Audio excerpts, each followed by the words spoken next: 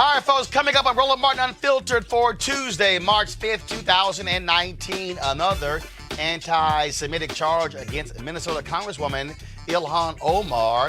The Democrats have a resolution condemning her words coming, but the question is, was what she said anti-Semitic or is she being singled out because she's Muslim? We'll break that thing down with our guests on our panel. The House will also pass a voting rights bill, but Senate Majority Leader Mitch McConnell, he says he's not even going to bring it up for a vote. And also, you've heard various Democratic candidates talk about the issue of reparations. It is not a new conversation. Well, guess what? Joining us on the show is going to be Dr. Ron Daniels, who actually chairs the National African American Reparations Council. Julianne Malveaux, one of our panelists, is also a member of that.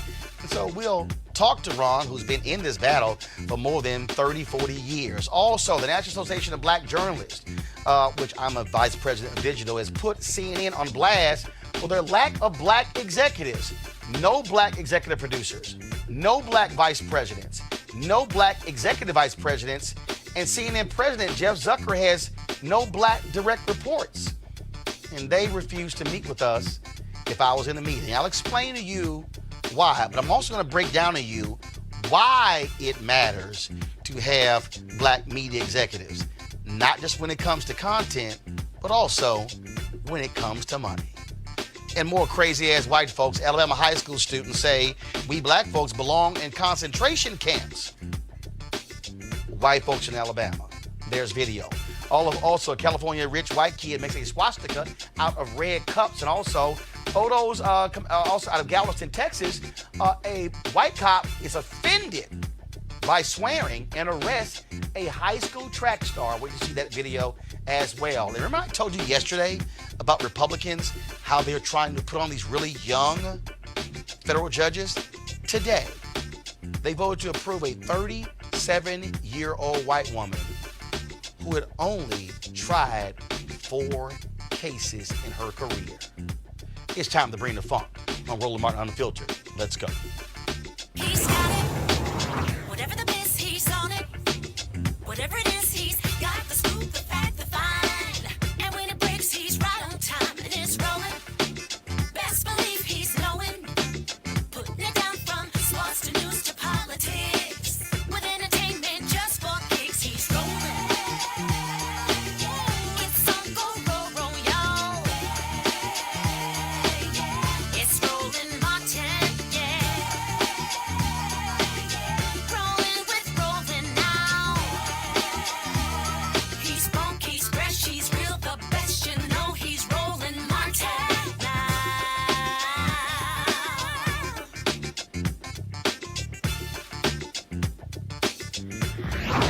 Martin.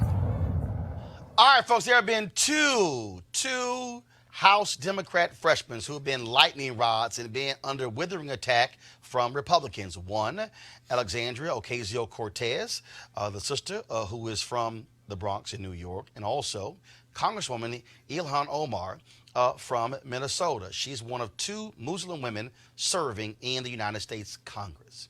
Now, she made a comment last week that they forced her to apologize, and so here's that apology. I want to talk about the political influence in this country that says it is okay for people to push for allegiance to a foreign country. I want to ask, why is it okay for me to talk about the influence of the NRA, of fossil fuel industries or big pharma, and not talk about a powerful lobbying group that is influencing policy? All right, folks, that was the comment that she made that, oh my God, has caused folks to go crazy. Now, why is this perceived as anti-Semitic? Well, it feeds into the very old and very common anti-Semitic image of Jews as scheming subversives working on behalf of foreign powers, a smear commonly referred to as the dual loyalty charge. Now, Congressman Eliot Ingalls, Democrat from New York, who is the chair of the House Foreign Affairs Committee, which she's a member of, got this ball rolling with this statement. He said that her words were, quote, unacceptable and deeply offensive to call into question the loyalty of fellow American citizens because of their political views, including support for the U.S.-Israel relationship. Her comments were outrageous and deeply hurtful, and I asked that she retract them, apologize, and commit to making her case on policy issues without resorting to attacks that have no place in the Foreign Affairs Committee or the House of Representatives. Now, Democrats in the House, led by Speaker Nancy Pelosi, plan to put a resolution on the floor as early as tonight that condemns her comments related to dual loyalty, but not by name. Now, aside from all of the white supremacy coming out of the mouths of Republicans, there are these actual examples of anti-Semitism around Jews and money coming from them. This is what House Minority Leader Kevin McCarthy said, quote, "We cannot allow Soros, Steyer, and Bloomberg to buy this election. Get out and vote Republican November 6th. Soros is George Soros, the billionaire who has funded many initiatives on the left.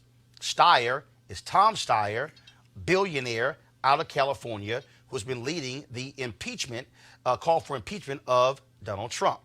Bloomberg is Michael Bloomberg, who owns the Bloomberg Media Company, who also announced today he's not running for president." Now, that was House Minority Leader Kevin McCarthy. He says they will buy the election. McCarthy has since deleted the tweet. Here is Congressman Jim Jordan of Ohio.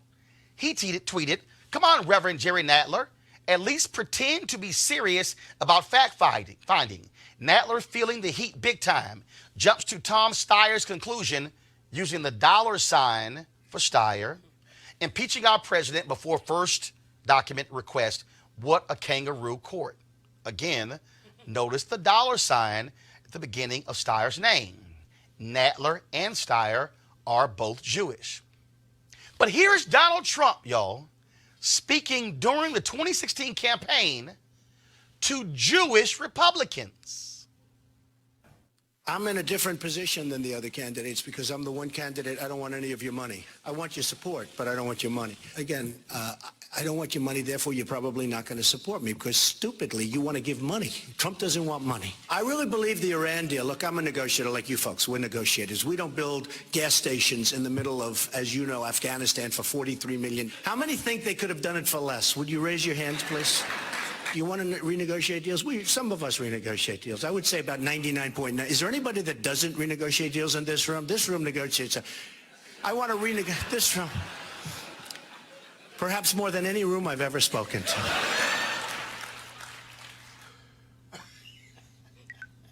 This room negotiates everything. What does that sound like? What is one of the anti-Semitic tropes that we've often heard? And I'm going to use this phrase because this is what that provokes. When somebody says, "You're trying to Jew me," that is a phrase that has been used to denigrate Jewish folks for trying to lower the price, to negotiate. Play that again. Donald Trump, y'all, is speaking during the campaign to Jewish Republicans. But listen to how they responded when he made the negotiation comment. Press play.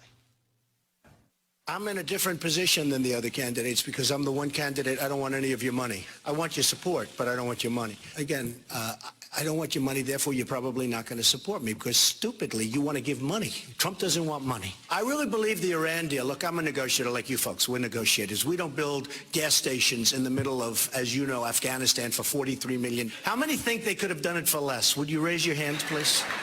You want to renegotiate deals? Some of us renegotiate deals. I would say about 99.9. Is there anybody that doesn't renegotiate deals in this room? This room negotiates. I want to renegotiate this room. Perhaps more than any room I've ever spoken to. Now, folks, on this latest controversy, Congresswoman Omar has gotten support from her fellow freshman, Alexandria Ocasio-Cortez. She goes by AOC on Twitter. She tweeted, "One of the things that is hurtful about the extent to which reprimand is sought of Ilhan is that no one seeks this level of reprimand when members make statements about Latinx and other communities. During the shutdown, a GOP member yelled, 'Go back to Puerto Rico' on the floor." This is what Matthew Dowd, a conservative, well, first he called himself now an independent, no longer Republican. This is what he tweeted about AIPAC, the biggest Israel support group in the United States. Matthew Dowd with ABC. Used to work for President George W. Bush. Quote, "Something to keep in mind. AIPAC doesn't necessarily represent American Jews. AIPAC cheers Trump while a huge majority of Jewish Americans oppose him. AIPAC supported moving Embassy Jerusalem. American Jews opposed." Now, the reason this is critical because previously Representative Omar had tweeted in reference to AIPAC all about the Benjamins. She was also criticized for that and forced to apologize because they said that she was, again, using the old trope of Jews trying to influence American politics with their money. There were others who said, well, wait a minute. That's what AIPAC actually does. So you have this huge thing going back and forth. And so joining us right now is Jordan Wiseman Sr. He is business and economics correspondent for Slate. And, of course, our panel here, Dr. Julianne Malveaux, economist, president emerita, Bennett College, Malik Abdul, Republican communications consultant, Dr. Cleo Monago, socio-political analyst and activist as well. And so I want to start with you, Jordan. Yeah. So you wrote your piece today where basically you said people are really getting this thing wrong with what's going on with Ilhan Omar. Just so share, folks, your rationale for what you laid out in your Slate piece. Well, I have sort of complicated feelings about the entire controversy, but I think as far as her specific comments go, they were a bit tone deaf. As I said in my article, there is this old trope about dual loyalty, this idea of Jews as sort of scheming subversives, and it sounds like something very old. It sounds like something that, there were examples of it in 19th century France and Weimar Germany. But actually, there was a lot of talk about that during, or a lot of concern about that during the time of the Iraq War. There was a lot of weird anti-Semitic theories about Israel kind of tricking the United States into going to a war in Iraq. So, this has sort of stocked debates about Israel over time. With that said, I have not seen evidence that Ilhan Omar has any real animus towards Jews, that she's a Jew hater, as some publications have started saying. What I see is someone who is relatively inexperienced in politics, who came to this country at age 12, speaking English as a second language, who has come up in left-wing circles where my guess is that, she wasn't necessarily, didn't have a lot of conversations about what words trigger Jews on these issues, right? There may be a lack of sensitivity, but I don't think it's intentional. I think her unwillingness to back down the second time wasn't necessarily the greatest, but it's, this is not someone who really seems to me like she's trying to do a Pat Buchanan or she's dog whistling about Israel. Seems like she's trying to do it in a good faith way where she says, I'm talking about lobbying and I'm talking about geopolitics here. I'm not trying to cast aspersions on Jews generally. And what she also is saying here, Jonathan, excuse me, Jordan, is that she said, I am here to serve the interests of my country. Yeah. But you literally have had folks who have said that it's offensive to actually even question America's support for Israel. And in fact, I believe it was a Representative Vargas. Yep. I'm going to pull up his tweet on this. And so much. So this is what he said. Quote, here we go to my iPad. It is disturbing that Representative Omar continues to perpetuate hurtful anti-Semitic stereotypes that misrepresent our Jewish community. Additionally, questioning support for the U.S.-Israel relationship is unacceptable. Yeah, exactly. That's unacceptable? Yeah, and this gets to kind of the second part of my argument, which is, let's say you don't know that the word allegiance is a little bit of a trigger, right? A little bit of a dog whistle. If you're just sort of observing the behavior of Israel's most committed U.S. backers in the last few years, it might seem like an appropriate word. They've really done a lot to blur the line between supporting a country and kind of having an allegiance to it. I mean, there's rhetoric like that where he says questioning our support is unacceptable, and that's someone from the Democratic Party.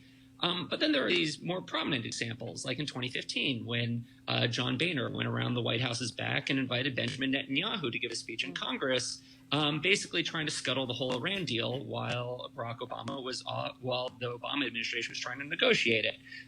You brought the leader of Israel to come in and basically embarrass the U.S. president on his home turf. More recently, there's been the controversy over the BDS movement, the boycott, divest, and sanction movement, which, as I'm sure your listeners and your viewers know, the idea is it's sort of taken from the anti-apartheid playbook. Supporters want to try and isolate Israel economically to force it to move on Palestine. Ilhan Omar is a supporter of this. There are a lot of states that have tried to essentially ban companies or individuals that participate in boycott from doing state contracting. Right, they are trying to use their state contract or government contracting dollars to chill people's ability to participate in a boycott, their free speech rights. And again, that's an example where you are placing Israel's interests over Americans' essentially constitutional rights. But Jordan, here's the other piece. I'm sorry, and I'm comparing these two for a reason. Yes, Israel, absolutely close ally of the United States. So is Saudi Arabia. Yeah. So are we somehow to say, oh no, don't you dare question America's support for Saudi Arabia, and it's unacceptable to challenge that, when numerous people have been challenging that? When you have Khashoggi, the journalist who was killed by Saudi Arabia, but at the direction of the leader in Saudi Arabia, and you have the Trump administration all excusing it, and in fact, Trump wouldn't even issue a report to Congress when he was supposed to, and the Republicans are allowing him to get away with it. Oh yeah, they're yelling, oh, this is unacceptable. But the reality is, this notion that somehow no member of Congress can ever say anything that's remotely critical of Israel is absolutely crazy. I think that was an example. Vargas is sort of a come as an extreme example, but yeah, you don't typically hear that rhetoric about other countries, and that's what it comes back to is, there have been these points where the way Israel gets treated in U.S. politics it's unique. Let's put it that way. And, this isn't about the way, and this isn't about Jews again. Vargas, as far as I actually don't know what Vargas's religion is. I don't, but, Israel supporters in the U.S. aren't all Jews. A lot of its most vociferous supporters are, evangelical Christians. Marco Rubio is a big supporter of Israel. He's not been bar mitzvahed. John Boehner, not bar mitzvahed. You know what I mean? So it's like, yeah, you're not talking about Jews trying to, the idea that, I guess in the end, it's like this has become this weird, blurry area is the bottom line. And I can't, what Omar is hitting on is that Israel gets this special treatment, and rhetorically and in the way our relationship works in general. And if she used a kind of, iffy word for it, allegiance, I think that the reaction to that is, has been a little bit overkill. All right. Jordan Wiseman, Senior Business and Economics Correspondent for Slate. I certainly appreciate it. Thanks a lot. Thank you. All right. I want to go to our panel here. And Malik, I'm going to start with you. And again, when you look at the freshmen who are new, Republicans are really targeting Ocasio-Cortez, targeting Omar, targeting Rashida Tlaib out of Detroit as well. And so what, from your perspective, what she said, was that anti-Semitic? Yeah, I don't know. I don't think I can really make that call. There are Jewish people apparently who are offended by that. I don't think that in this case, this doesn't seem like a Republican thing. I think you mentioned that the chair of the committee or whatever who were pushing this, he was a Democrat. Well, first of all, Democrats, he is, but also Republicans have also been calling for her president to also but at the end of the day, to be condemned. Right, but at the end of the day, these are Democrats who are actually pushing this. So I get the attention on Republicans, but in this case, No. Wait, 1 second. 1 second. 1 second. Democrats control the House. Right. They are putting this forth.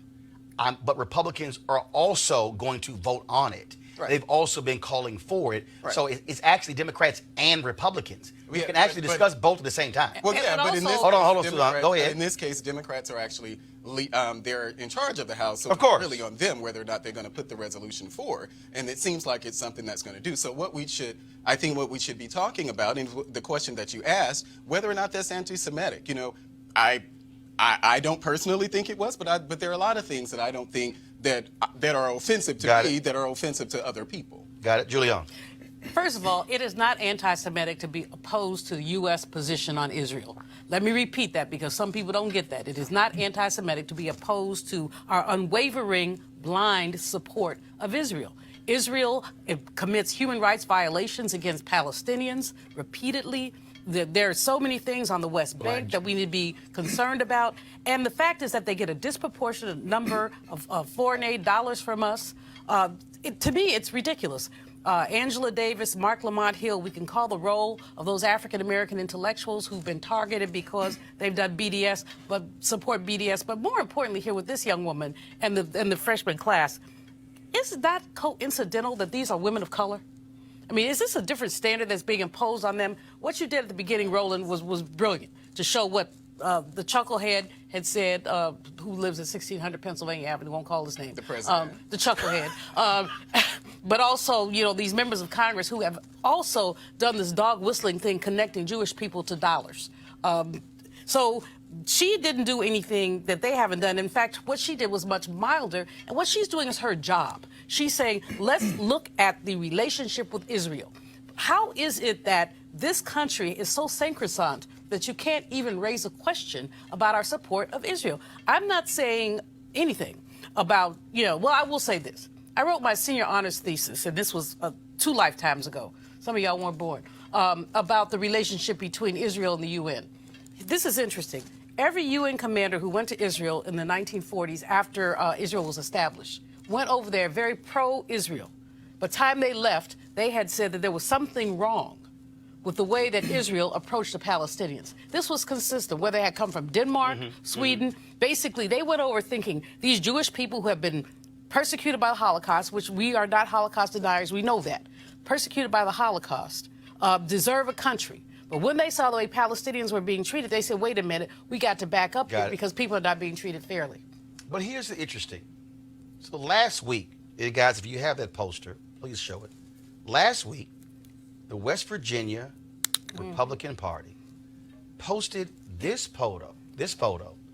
Never forget, you said, I am the proof you have forgotten. They literally were trying to tie this congresswoman to the attacks on 9/11. That caused fights in West Virginia. Folks, the National Republican Party, GOP chairwoman Roland McDaniel, they have not condemned that poster.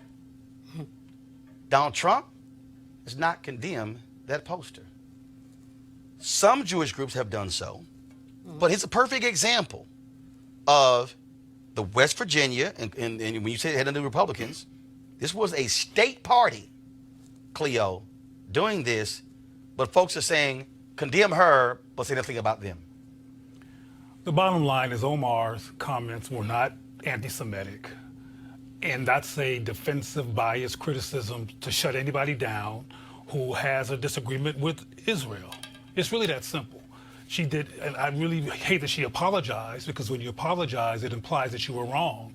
And she is not wrong. I don't agree with Wiseman's comments about she came in when she was 12 and maybe she doesn't know what to say and how to be politically correct in the presence of Jews. No, she's told the truth. And as everyone, as Dr. Malvoisin mentioned, I mean, every time you talk about something around the Jewish state, you could say that you don't like anything and you're called anti-Semitic, and they are biased and they're strong. It reminds me of other communities. There's other communities in this country, like the LGBT community. If you even whisper something they claim is anti-homophobic, they roll out all of the guns. Sometimes they're wrong, but they're being offensive because they have power. And the bottom line is the white Jews have power. And let's be real clear. Let's be real clear. We have seen a dramatic increase in this country in racial attacks. We have seen an increase in Jewish attacks. And the reality is anti-Semitism and Islamophobia, just like white supremacy, are all wrong. But it still goes back to, I go back to that representative who said that you dare not question America's relationship with Israel. When you look at, you mentioned Angela Davis, the pressure the Jewish donors placed on the Birmingham Civil Rights Institute to rescind the award to Angela Davis because she supports the campaign to boycott Israel, BDS, which is tied to the support for Palestinians. You look at CNN firing Mark Lamont Hill because of his comments at the United Nations in support of the Palestinians. But you can also talk about the reality of Jonathan Pollard, somebody who spied against the United States and Israel, wanted us, the president, to release, and he's since been released, to release him because, well, he was doing it for us.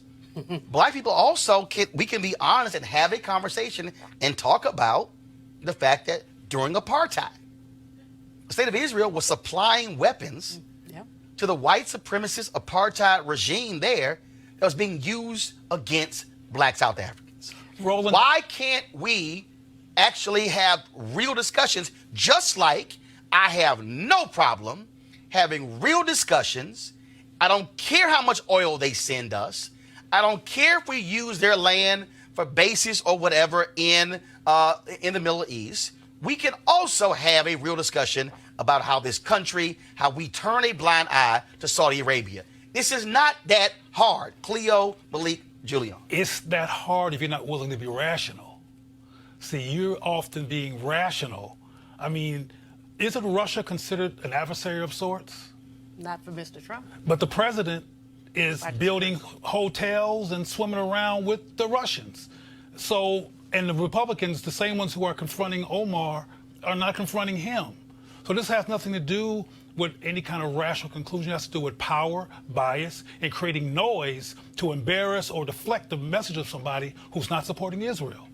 So, part of this has to do with, I compare it to as a discussion on race. So there aren't many nuances that you can have when we're discussing race. There aren't many nuances that you can have when we're discussing things like anti-Semitism.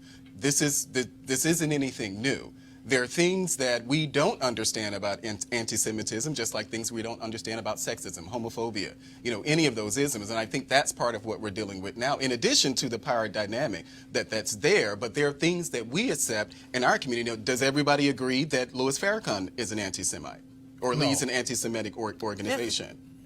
Roland, this is how irrational this is. But again, though, the issue he's here, a critic of Israel. But the issue here is, if she chooses to be critical of Israel, the branding of an anti-Semitic. It doesn't matter. And I don't care. Shut it down. And want her to give up they want her to give up her position on the committee because she is. Well, some want her to quit Congress. And that's ridiculous. Go ahead. This is how irrational this is. There's a Muslim woman who is a special education teacher in Texas. Yep. Texas has passed a law that says you cannot have a contract with the state of Texas if you support BDS. And in fact, that was the first bill the Republican Senate took up in the new Senate to actually make that federal law.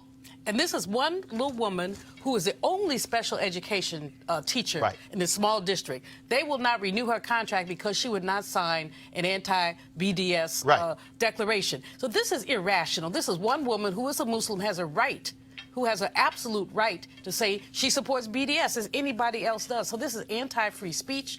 But it really does let you know what a grip that Israel has on American public policy in terms of foreign policy, because it's not only policy towards Israel, but it's also the extent to which Israel influences policy towards other countries like Iran. So let's be real about this. Real is a white-faced phenomenon. We call them Jews, but we're talking about white Jews. Whenever you go to Israel, and I have been to Israel, there are black people over there. There are black Jews who are dealing with racism in Israel, who are being put in the desert, dealing with poor housing because of racism in Israel.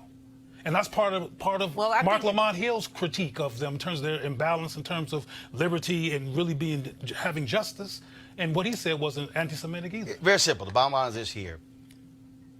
At some point, you're going to have a conversation, and people have to be able to space to say, wait a minute, that might be critical. But again, there are people who believe that you cannot have anything critical about Israel.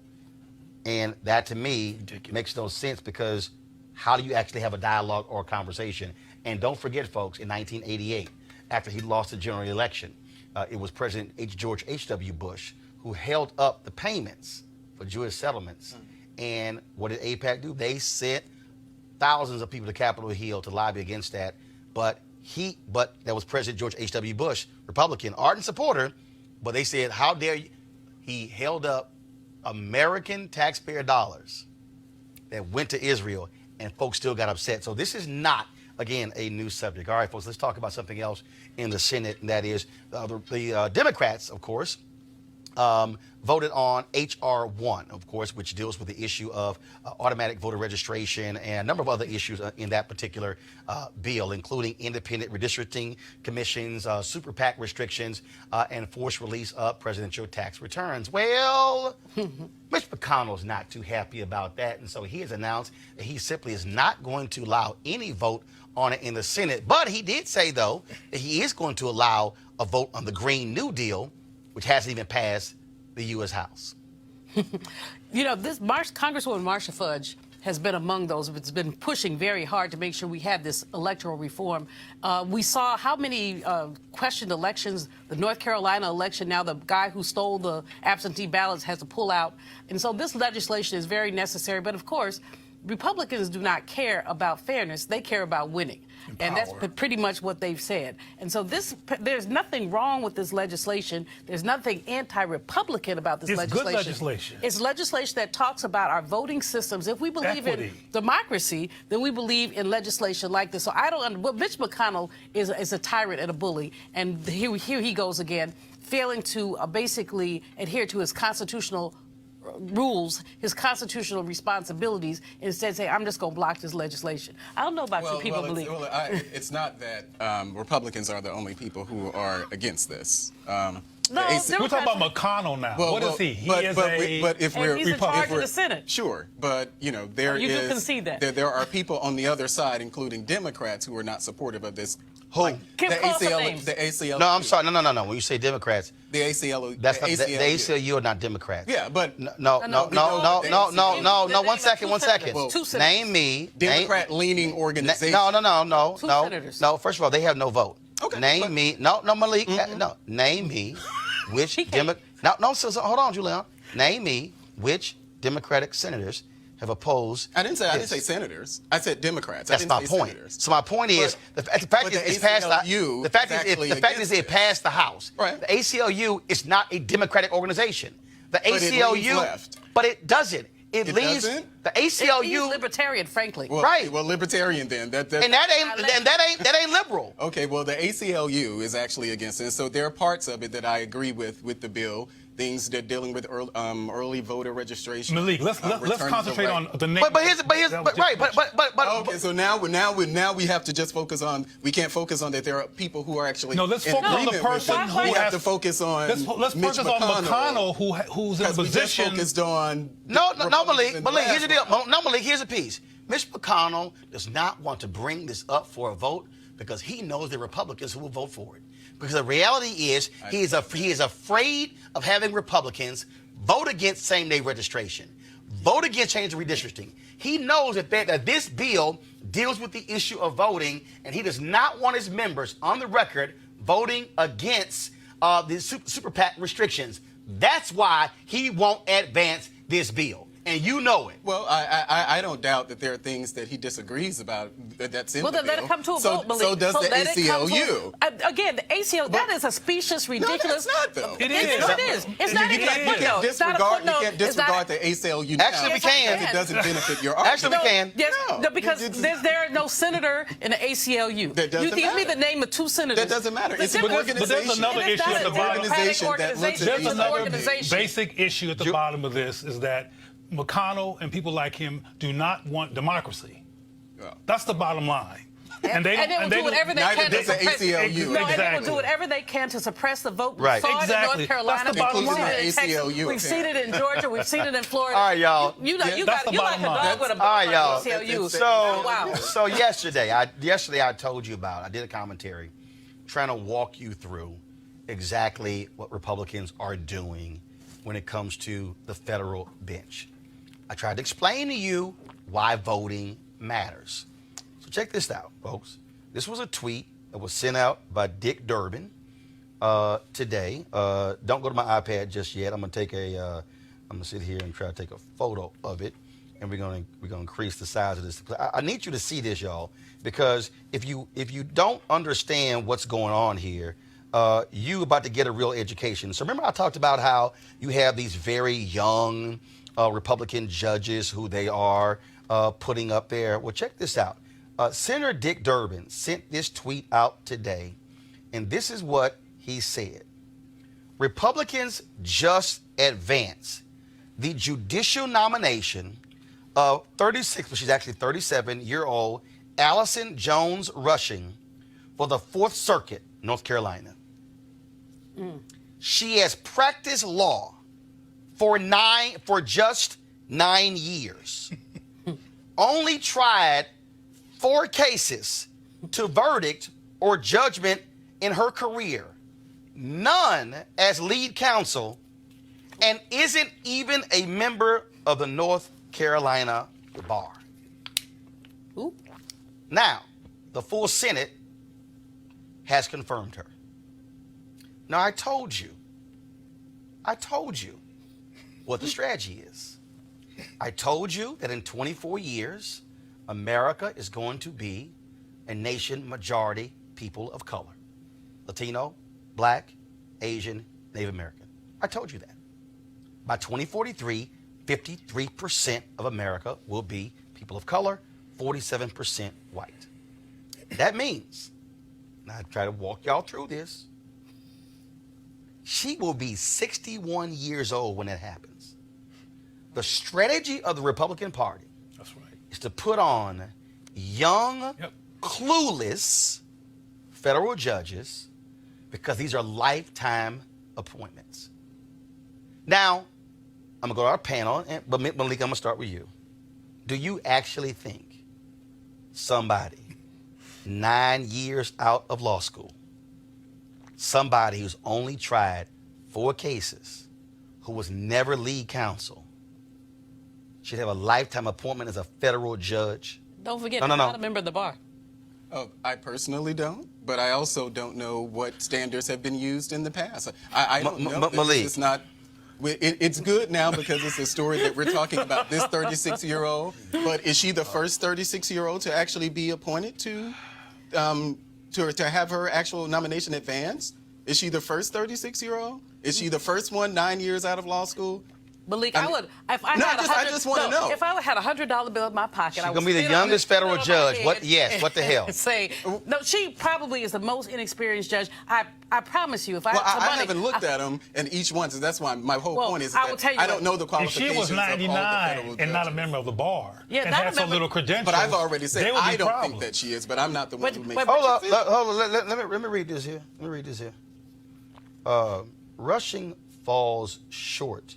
The American Bar Association, there you go, which is supposed to be the gold standard. gold standard. Well, yeah. Theoretically. The American Bar Association has for them in terms of a standard here, and what they typically want is somebody to at least be a lawyer 12 years. That's their minimum.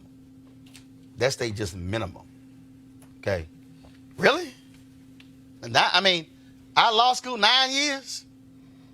and now lifetime appointment to the federal bench. But Four cases. 4 cases. I mean, the point is that the way you laid it out, Roland, is exactly right. Exactly. What these people are trying to do, as you said, by the time the country is majority minority, the bench will be majority white. You will have the celebration of white supremacy on a daily basis. And let me read this. Let me read this. Whiz. Look, here, go to my iPad. While Rushing is a native of North Carolina, she has not practiced law in the state since law school, is not a member of the North Carolina Bar, and according to her firm biography, is not even admitted to practice, Cleo, in the Fourth Circuit, the court to which she's been appointed.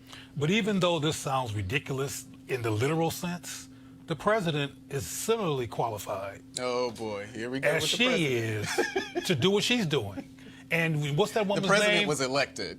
Come on. Well, No, the president, well, that's questionable. The president, also. the president was elected. That's another- That's a that's Hold on. No. That's We'll a answer that. delusional tangent. Trump was elected by the Electoral College, but he lost the popular vote, which means which means factually more Americans actually voted against Donald Trump than voted for him. Cleo, I continue. wasn't trying to start a Cleo, tangent, which I continue. tend to do, provoke people, which was not my intention. My point He's is easily that provoked. my point is that Trump has elected all kinds of people, and his party has elected all kinds of people who are incompetent when it comes to actually practicing what they've been elected to do, because of what Roland already said. They fit into the white supremacy, white power, white control, white sustainability of power agenda. Ralph Northam doesn't. and like he already said, they get somebody young and make sure that when the But color you can't changes, do that. You can't stay on You think point. you think that Obama wasn't Malik, trying to you get can't young stay on a- judges? You can't You stay don't on think- point if you that try. is on Well, point. even if you Obama cannot But stay that on is point. on point. You You don't don't like. like- You not liking the point doesn't make me not on point. honey, you are off point. No, you don't like the point. That's what it is. I don't There's like a it, but you're distinction also there. off point. But We're that's- having a that's your conversation about the opinion. court, and so you have to throw. But then we move to I don't Trump. think- Wait, Cleo. Julian, go. Here's the point. That man in the White House has has basically appointed people who are unqualified at every level from his cabinet. How many of them have had to be run away Got because it. either they were crooked or incompetent? Jeff Sessions, who he mocked because Jeff Sessions don't like him, but had the integrity to say, I have to recuse myself. So he gets, basically the scorn of this man. Okay. And And that's a backwards, who don't huge know difference. anything. Cleo, then Malik, and I'm going to a break. And Malik, since you brought up Obama, and don't make any sense about how I feel about Obama when I say this, but Obama never elected or proposed anybody who was incompetent do anything. Well, So it didn't pass the bar. Didn't pass the bar. I know that. Didn't Go pass ahead, the go bar. ahead. You do Go this. ahead. Grown folks who just told you. Malik, go ahead. I don't It's know true. that, Malik, and I doubt, go ahead. And I doubt very seriously that you know the qualifications. Well, of every yes, do- I do. we do know that Oh, he yes, never I do. appointed I you. watched. That's- I Malik, I- one second. All over talking, nobody can hear. I watched Obama Malik, go ahead. This is yet another instance where, if something happens, then we put it back on Trump. We can talk about her qualifications. We say Or lack thereof. I Didn't pass the bar. don't think that she is. But again, as I said, I'm not the one who makes those calls, and so Remember. Let's remember the It's reality. not- Let's remember the reality is this here. That is, we know who's controlling his judicial picks. That's right. And it's not him. The It's the Foundation. Fairless Society, and what they want: young, far right-wing conservatives on the bench. Gotta go to break. We'll be back. Roland Martin Unfiltered, just a moment. Hey fam, I want you to like, share, and subscribe to our YouTube channel, youtube.com/Roland S. Martin. And don't forget to turn on your notifications.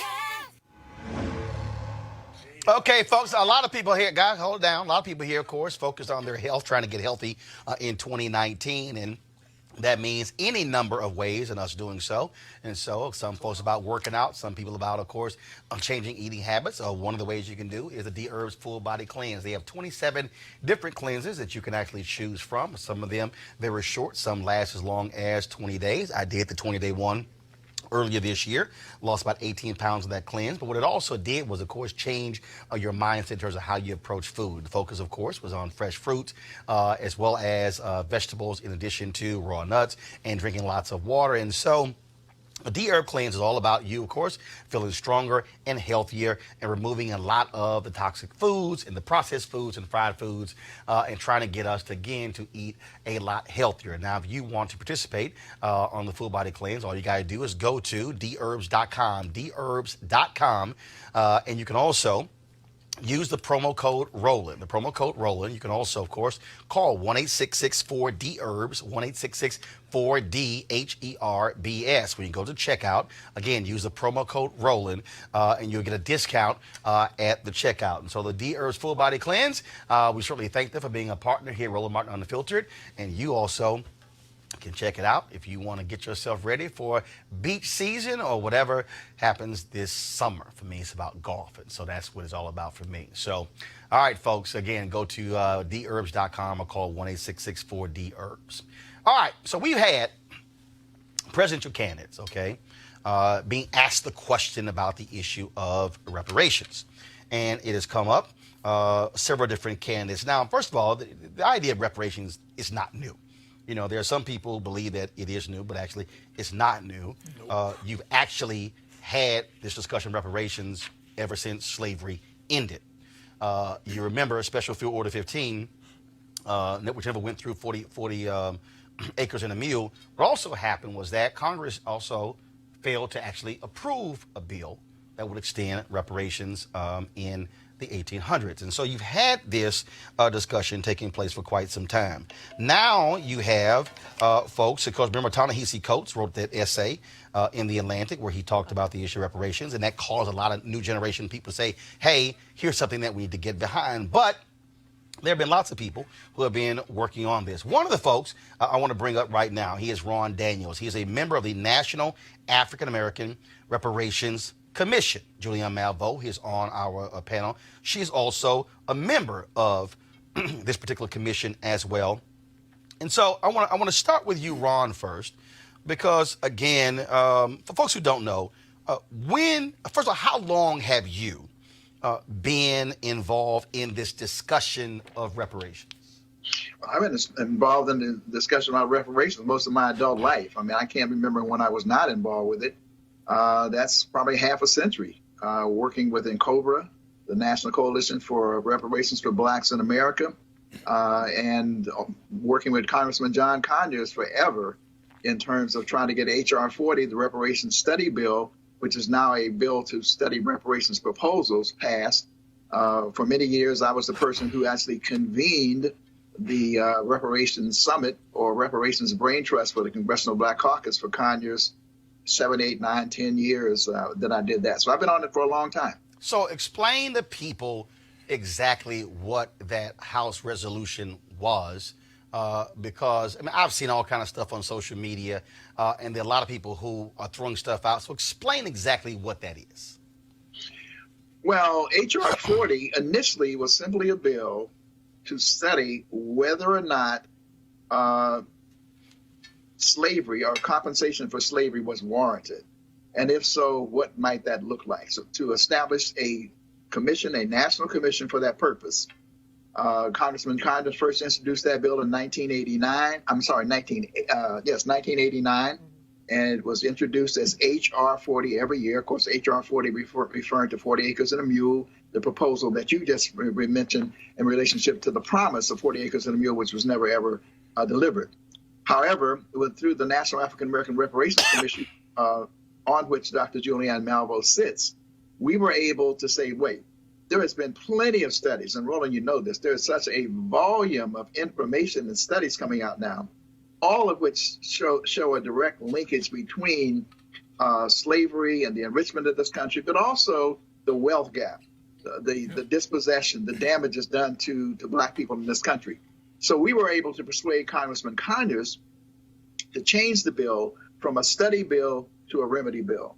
So now it is a bill to study reparations proposals for African Americans. So it's no longer a question of saying, should we get reparations? It is now about saying, what should that look like? And as far as I'm concerned, when it looks at the presidential candidates, I think it's a very positive development, because what it shows is that the movement over time, including the work of Ta-Nehisi Coates and others, has really been strong enough that, and the movement for Black Lives and of course the work that we've been doing with NARC, has pushed these candidates to now recognize that it is a major issue on the agenda of Black America.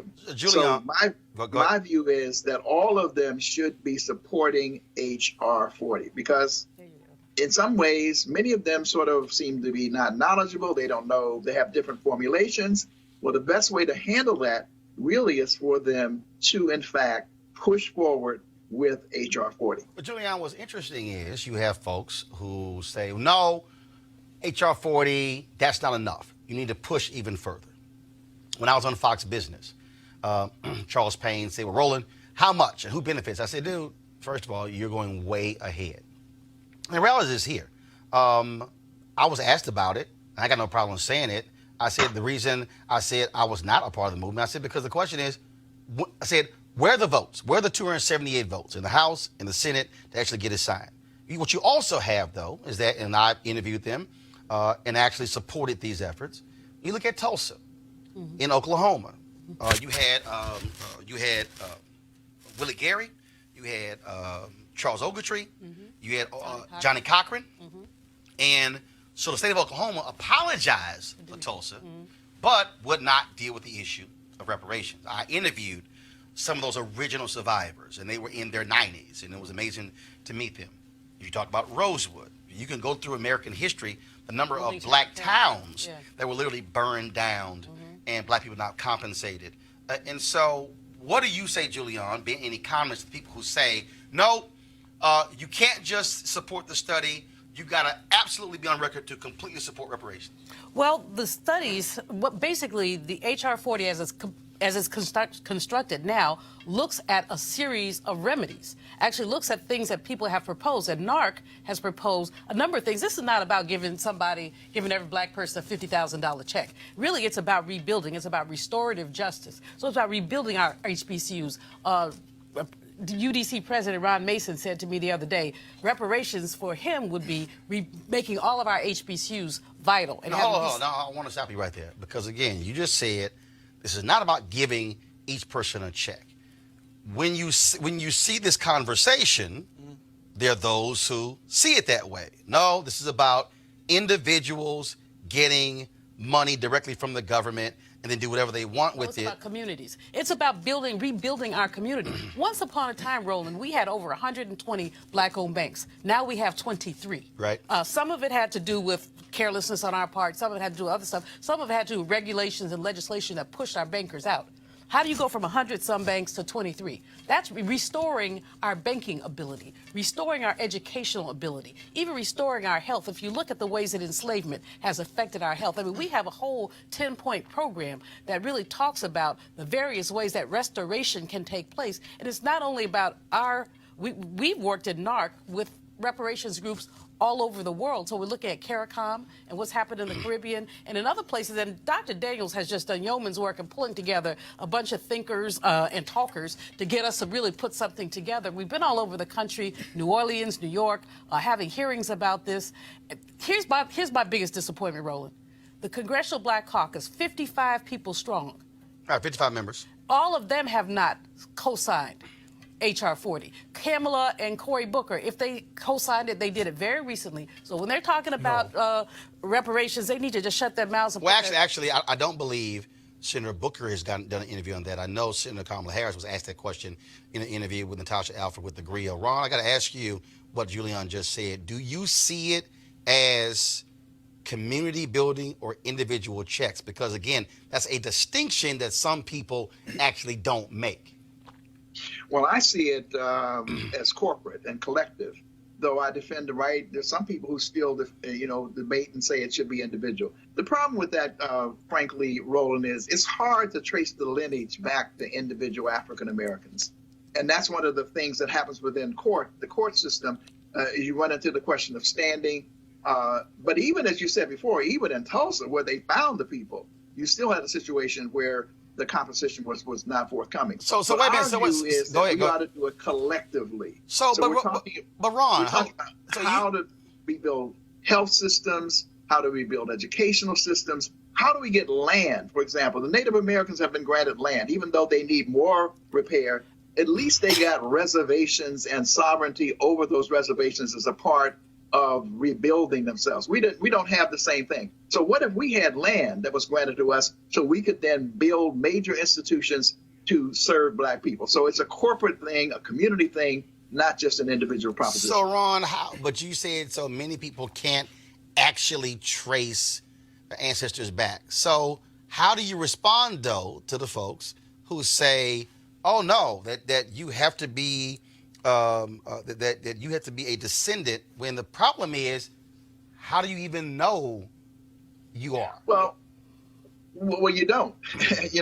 So you take that argument off the table, and you take that argument off the table by saying what we do know is that collectively the issue of slavery impacted Black people, even to the present, to the current state, because of the wealth gap. We do know that there were intergenerational deficits passed on because Black people did not have the same opportunities. For example, if you look at the Homestead Act, which happened at the same time that it was a proposal for HR 40, the 40 acres and a mule. We didn't get the 40 acres and a mule, but large numbers of relatively poor and working class white people, and we don't disparage that, and we don't hate them for that. They got the Homestead Act. They had opportunities to exploit that. We didn't. You can go right down the line, not only for enslavement, things like the GI Bill, where there was systematic denial of Black people rights to the GI Bill. Black farmers have gotten some compensation for the fact that the agricultural extension agents would systematically bar them from having the same rights as others. So we do know, and in that instance, they could find the particular people. But in general, what we know, Roland, is that as a community, we have suffered. We have been left behind in terms, and the wealth gap data continues to show that, even though we have more millionaires, even some quasi-billionaires now than ever before, which means that if that's the case, Black people at the bottom are really, really suffering. And there's a direct lineage and relationship to the intergenerational deficits that come from enslavement and all of the post-emancipation exclusionary policies that Ta-Nehisi Coates so brilliantly documented in his book, The Case for Reparations. So, Ron, where can people go to what's your website for people to go look at the plan that you put together? And the website is ibw21.org, ibw21.org. And we have assembled the most extensive online reparations resource center of anywhere in the world. And again, we appreciate this opportunity because it's important for your viewers to also know there is a National African American Reparations Commission. And of course, Dr. Julianne Malveaux sits on it. All right, then. I certainly appreciate it, Ron Daniels. Thank you so very much. All right, folks. Today, National Association of Black Journalists dropped a statement placing CNN on a special media monitoring list, also calling for there to be a civil rights audit of the cable news network. Here we go to my iPad. This is the statement that was sent today by NABJ that says, NABJ, that a special team will perform further research and analysis of CNN's diversity, inclusion, and equity practices per the NABJ board's directive. The special team will also publicly report on identified deficiencies in hiring a diverse workforce in news decision-making capacities at CNN. NABJ is also calling for a civil rights audit that examines the company's hiring, promotion, and compensation practices involving Black employees. This is what we reported. Specifically, NABJ is concerned about the findings of preliminary research that reveals the following.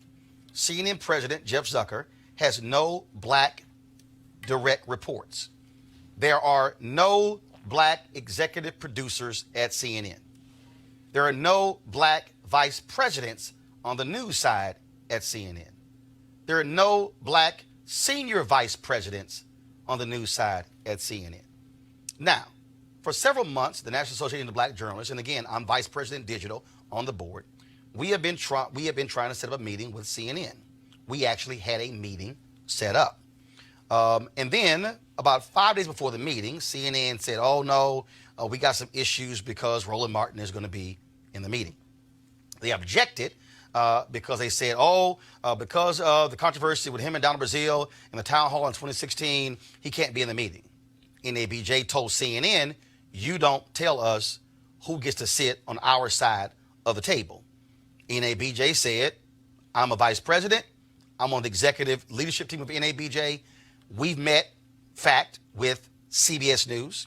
We met with Susan Zirinsky, the new president, on Friday. We met with the old president, David Rhodes, last year. We have a meeting with ABC week after next. We actually sat down, y'all, with the top leadership team of Fox News, including its CEO, Suzanne Scott, including the president of Fox Business, her top leadership team. We also have meetings. We've met with NBC News and have more meetings with them. So we have met all the networks. CNN said, oh, no, because Roland Martin can't be in the meeting. So check this out. So CNN sent this statement here. I'm just going to read it. Don't go to my iPad because I'm pulling from the email. For months, we have been working with NABJ to schedule a meeting because the relationship between CNN and NABJ is very important to us. As we've told them many times, we look forward to a thoughtful discussion about how both our organizations can continue to work together. Unfortunately, the significant and reckless damage that Roland Martin did to CNN while partnering with us during a 2016 Democratic town hall has made any meeting that includes him untenable. Mr. Martin displayed an unprecedented and egregious lack of journalistic ethics and integrity by leaking questions prior to the town hall. As a result, we have told NABJ that CNN will not participate in any meeting that includes him. We have made it abundantly clear that we would be more than happy to sit down with the rest of the leadership team as soon as possible. And that offer still stands. Well, here's the piece. We ain't meeting unless I'm in a room. But I want y'all to notice something. In CNN's response, they said nothing about our issues. They didn't say a word about no black executive producers. The last one was Tanisha Abernathy Bell, who left in 2014. They didn't talk about anything about no black vice presidents. The last was Geraldine Moriba, who was VP Diversity, who left. Darius Walker was VP, left, and he was promoted to VP in 2013, was laid off in 2014. They didn't say jack about no black direct reports. In fact, it was Soledad O'Brien who called out CNN in August of 2018 by saying, how y'all gonna question lack of diversity at the White House, but your senior staff? Mediaite.com has that particular story. So they don't address any of that in their statement. The reality is this. Now, some of y'all might be saying, well, I don't quite understand why you make a big deal of it. But this is what the issue is. By having no African Americans in the executive ranks, that means that when the decisions are made who to hire, we're not in a room. When the decisions are made where to place resources, we're not at the table. When the decisions are made, what are we going to cover? We're not as a part of the conversation. But you just heard a conversation about lack of black wealth. So let me walk y'all through. If you on the on-air side, meaning the off-air side, that means that if you only can have jobs here, and you can never have jobs that are all through here, that means that your salary is being capped. That means that you don't get the high six-figure and seven-figure jobs. That means that you don't get bonuses. That means you don't get stock options. See, that's the difference why black media execs matter. Because not only that, we're able to have P&L, profit and loss responsibility. So I was reading a story today, and the folks at TV Newser, a television blog, did a story saying that on our press release, y'all gonna love this one. And in the press release, AJ Katz, he wrote the story, and he said, he wrote the story on NABJ. Then he said, what NABJ left out, y'all gonna love this one. He said, what NABJ left out was the hiring of Don Lemon as a primetime host. The longtime CNN newser praised Jeff Zucker, the president of CNN, last month in an interview. Y'all, we didn't leave out Don Lemon because we didn't know Don Lemon didn't exist. We weren't talking about Don Lemon. We are talking about black executives. See, what y'all got to understand is they have no problem as long as we are media sharecroppers. Follow me here. As long as we're talent, it's fine. Anchors, reporters, contributors, that's all good. But when you start asking, what are high-paying jobs? What are the executive jobs? Then it's a whole different conversation. So AJ Katz, we didn't leave out Don Lemon because we don't know, as if Don Lemon don't exist. Oh, we know that. But we are very specific in what we're asking for because, see, this is what often happens in basketball. Play on the court, but you can't own the team. Play on the court, Or like in baseball, you play on the field, but you can't be a manager. See, this is about us having those positions. Now, there's some black people who tweeted me today, why y'all begging these white folks for jobs? So we somehow not to demand access to jobs that we are qualified for? Are we somehow supposed to say that, no, we're just going to sit aside? No. And there's some people who tweeted me, they said, well, why aren't y'all advocating for people of color? Let me help y'all out. We are the National Association of Black Journalists, which means that we are advocating on behalf of black journalists. There are folks who are VPs at CNN who are Latino. There are folks who have other jobs, and that's great. But we are advocating on behalf of our people. That's what we're supposed to do. That's what the NAACP does. That's what the Urban League does. That's what Rainbow Push has done. That's what the National Action Network has done. But I need y'all to understand, see, this thing gets even bigger.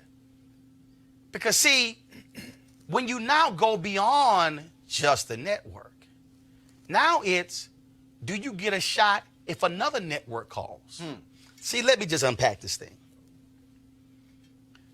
When I had my TV One show, News One Now, it was difficult, hard, impossible to get black journalists who were associate producers or senior producers working at networks to apply to be the executive producer of my show. When I got NABJ's Journalist of the Year in 2013, this is what I told them. Some of y'all are enamored with the big letters on your business card, but y'all got small jobs. I prefer a big responsibility over a big network.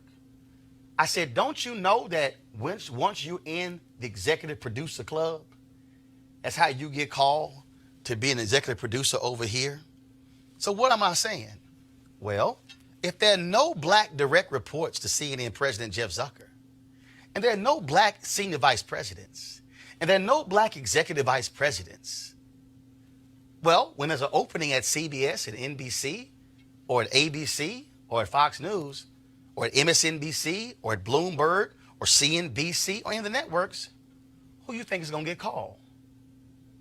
Won't be anybody black there.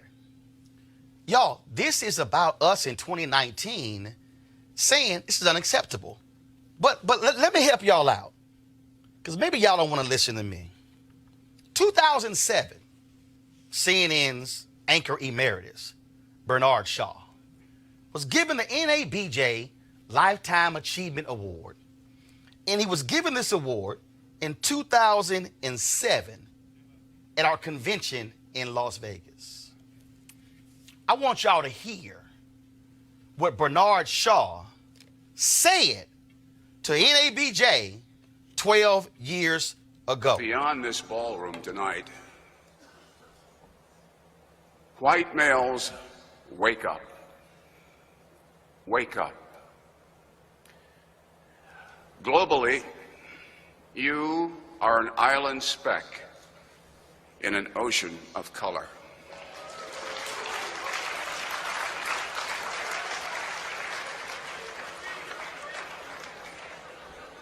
The reins of power will weaken, and so will your grip, if you do not faithfully and fulsomely support our nation's greatest strength, diversity.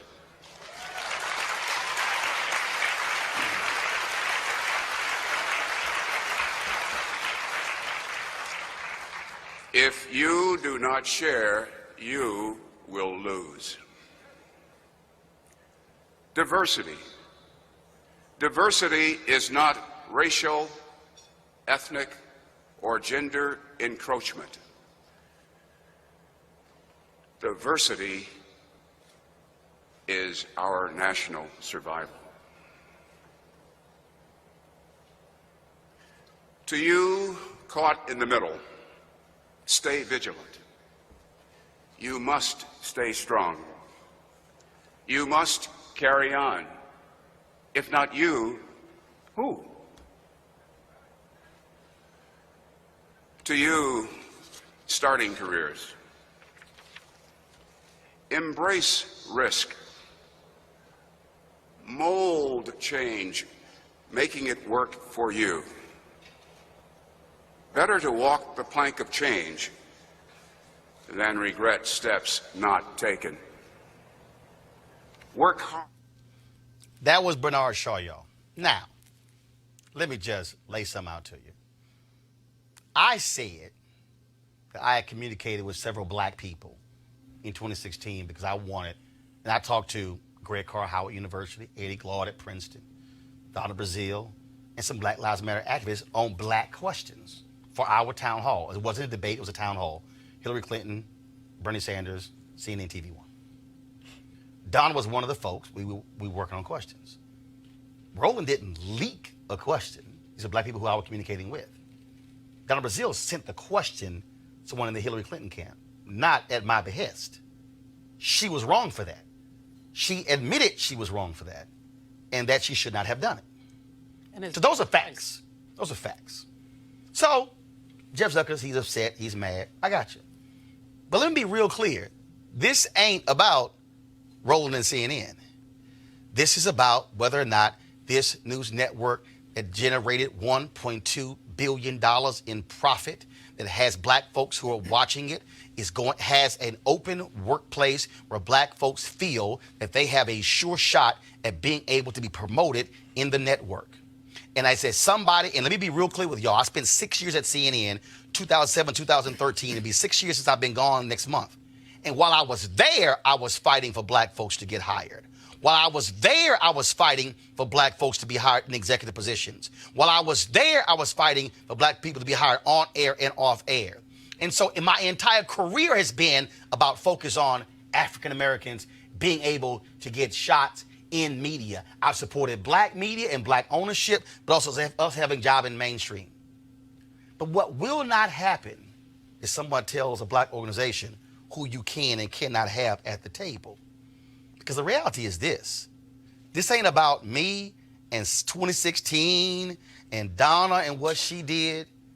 This is about whether or not you have a workplace and executives who have the willingness to do what Bernard Shaw said, and that is recognize that America ain't the nation it used to be. And there's no reason in the world that CNN has fewer black executives in 2019 than when Jeff Zucker got hired in 2012. That is what they should be offended by. That is what they should be concerned about. And what they should be saying is, NABJ, how can y'all help us fix this? But if you want to make it about me, go on right ahead. But we are not going to back down and not fight for black journalists. I'm going to go to my panel real quick here. This is about economic opportunities, Julianne. Nothing but. And Roland, you know, this is the height of white supremacy. For white folks to tell black folks, we're not going to meet with you unless you meet on our terms. You're an officer of NABJ. You know, you have a right to be in the room. Officer, 3-time board member, life member. Okay.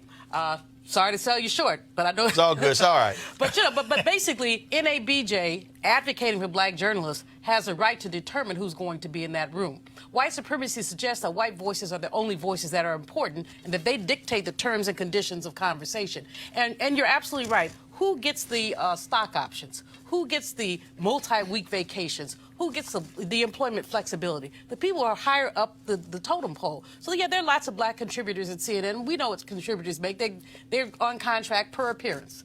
They make no decisions. They don't even make decisions on when they show up. They call them when they want them. Mm-hmm. In terms of the executives, those are the people who are making the decisions that need to be made. And so I applaud NABJ, and I applaud you. And stand your ground, man. Stand your ground. Gotcha. And again, what I want, and Malik, for people to understand, and I want people to understand, see, I ain't got no problem being transparent. I ain't got no problem saying what happened and what went down. I have no problem with that.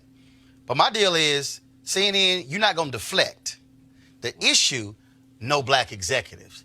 Not a primetime host, not somebody on the weekend, not somebody who's a contributor, but where are the black executives? Because see, the black executives, when they in the room, it's also, why are we paying so-and-so that? Why aren't they getting paid like so-and-so? See, power is when you at the table. Shirley Chisholm said, if you ain't see the table, pull a chair. Hell, you can't even pull a chair up because you don't even have people who are in a pipeline to even be able to walk past the room. Yeah, and so this is one of those instances where blacks just in general, you know, there needs to be more coming together around issues like this. We should always be challenging all of the networks, especially CNN, to increase their diversity, but we don't do that enough. You know, don't just allow, whether it's Fox or CNN or any of these networks, don't just allow them to play to our sensitivities or our fears or, you know, any of our isms that we may have. Challenge them on things just like what we're talking about, what you're doing. You know, don't do it in the fact that they, now I will disagree a bit. I don't know if that has a lot to do with white supremacy, the fact that they decided that they didn't want to have you at the table, as it is just that sort of power structure that whether it's the same that exists in Fox or probably any other place of business. I don't think it's necessarily about white supremacy. Someone said, and I forgot who it was, that if you're not at the table, you're on the menu. And black folks are always on the menu to dice and slice and manipulate. My concern here, Roland, first of all, congratulations for taking this effort, because I've said a long time ago that the final frontier for black people is to have some control over the media, because black people watch the media disproportionately, and it has a huge impact and often a negative impact on our self-concept. But I want us to watch out for tokenism, because white supremacy is very slick and likes to stack the deck and do deceptive things and make itself look like it's doing the right thing. We got to make sure that when they do feel forced to hire somebody black, that it's not a token. That it's not a black person who has no relationship to black people and black community at all, or even a black partner. Oh, absolutely. Even a black partner at home. Because frankly, most of the people who have a primetime anything that are black on that network don't have a black partner at home. Just like Channing Duggan in that ABC don't have a black partner at home. And well, first of all, she no longer at ABC. Okay. And so when they got sold, when Fox sold their entertainment assets to ABC Disney, she actually left. She's now actually at Netflix. But go ahead. Okay, but the point is, she was there, and everybody said, "Oh, a black person is there," and there's a consistency of getting black tokens in who do not have black cultural engagement or black personal, even in their own lives, black community at home, but they appeal to white people and they keep white supremacy going in blackface. Well, granted, it's entertainment, not news. Blackface. Well, and again, the reality is, our position is we're not interested in one person. Right. There are multiple jobs there. But whites are hiring. No. I understand that. But based on their value. I understand that. And the point that we're making is we are going to use this as an inflection point to push it and to make those changes. And again, so everybody, I need y'all to understand, Fox, let me help y'all out. I've been highly critical of Fox News. They used to keep a file on me when Roger Ailes was there. Yeah, I was actually told by a sister there. They got a whole thick file on you. Every comment and tweet I made. Fox News sat down with us and met with us. I was at the table. I'm gonna show y'all the photo tomorrow. But Fox. No. But I'm purposely making this point because I need people to understand. Fox News met with us. CBS met with us. NBC News met with us. We're meeting with ABC. They're saying, "No, we'll meet, but he can't be at the table." That's not gonna happen. Final comment, and I'm going to end this with a quote from A. Philip Randolph real quick. Fox is not playing games. They're straight up. No, we got it. CNN plays games and gives the appearance by hiring all these tokens who have these part-time jobs to give the appearance of multiculturalism and inclusion, and there's really white supremacy and passive blackface. Fox doesn't do that. So they'll have you on, as opposed to CNN, who's playing race games. Well, actually, Fox won't have me on. I did Charles Payne, so that's Fox Business. But Fox News, y'all can call me too. I ain't scared of y'all. Julian, then Malik, close it out. Donna Brazil's name has been invoked here. Donna made a mistake. Donna has paid a higher price for the mistakes she made than many of these mainstream white anchors have paid for the mistakes they've made. Farrar, what's his name? Faraz PS. Zakaria. Fareed Zakaria. plagiarism, and he back on the air. You know, so I'm not co-signing what Donna did, but let's be clear that, you know, black folks pay a higher price for these minor mistakes that they make. It's an issue that affects whether you're Democrat or Republican. True. NABJ should continue pushing it. I support you all in what you're doing. So here's a quote I'm going to end this with. And this quote is directly for Jeff Zucker. It's for the folks at CNN. For anybody out there who's wondering why we do what we do. The great labor leader, A. Philip Randolph, said this. Here, you can go to my iPad. At the banquet table of nature, there are no reserved seats. You get what you can take, and you keep what you can hold. If you can't take anything, you won't get anything. And if you can't hold anything, you won't keep anything. And you can't take anything without organization. Frederick Douglass, power concedes nothing without a demand, never has and never will.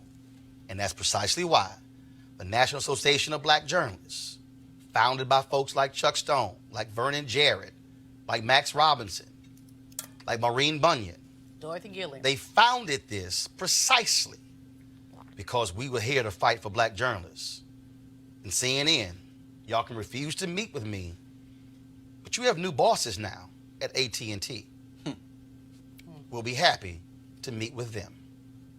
Folks, you can support RolandMartinUnfiltered.com, the show by going to RolandMartinUnfiltered.com, joining our Bring the Funk fan club. Every dollar you give to us goes to support what we do here every single day. So please, you can do it by Cash App, PayPal, or you can also take advantage of Square. Also, look, if you missed the show, let's say you want to hear it on the go, download our podcast. Go to SoundCloud, Spotify. You can also go to iTunes as well. Every show that we do, not just on YouTube, Periscope, Facebook, but we also have an audio podcast of all of our shows. And so definitely download our podcast for you to have the show on the go and spread the word as well. Malik, Julian, Cleo, we certainly appreciate it. Thank you so very much. Folks, I got to go. I'll see you guys tomorrow. Same bat time, same bat channel. Black time. And guess what? We're going to still be black. Out. Black.